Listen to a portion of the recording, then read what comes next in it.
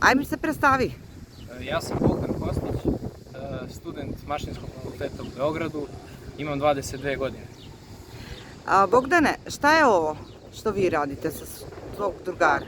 Pa ovo je jedno putovanje avanturističko koje služi da nama da upoznamo druge i nove krajeve, odnosno da upoznamo našu zemlju i neke zemlje u našem okruženju. Kad ste došli u Makedoniju, kad ste ušli u Makedoniju? U Makedoniju smo ušli pre 3 dana preko graničnog prelaza Preševo i tu smo nakon toga noćili u Kumanovu.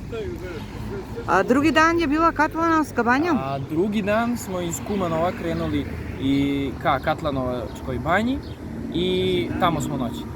I sada, večeras? A večeras, odnosno danas smo iz Katlanovačke banje krenuli ka Velesu i proći ćemo Veles i noći ćemo u Čašku. A putujete i do Prilep i do Bitolja?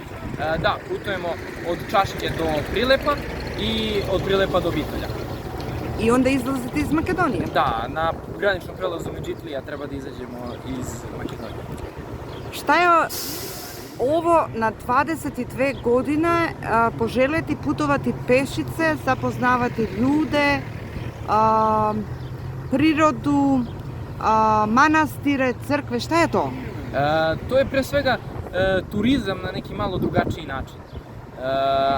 Ima dosta avanturizma jer treba biti spreman da krenete na takav način na put i to je pre svega za nas jedna velika avantura. A ti si i prije bio u Makedoniji? Jesam. Kako se sad osjećaš, a gde si bio prije?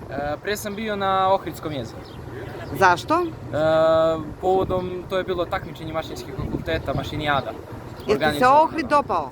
Ohrid mi se previše dopao. A kako ti se sviđa Veles? Veles mi se sviđa najviše iz daleka kada smo došli i videli sam grad u planini. To je bilo onako wow, neki baš čudan osjećaj i iznenađujući je lep. Ja nikad nisam bio ovde, tako da mi je baš onako lepo. Doći ćeš opet? Ja se nadam da ću imati priliku da dođem. Srećan vam put! Hvala!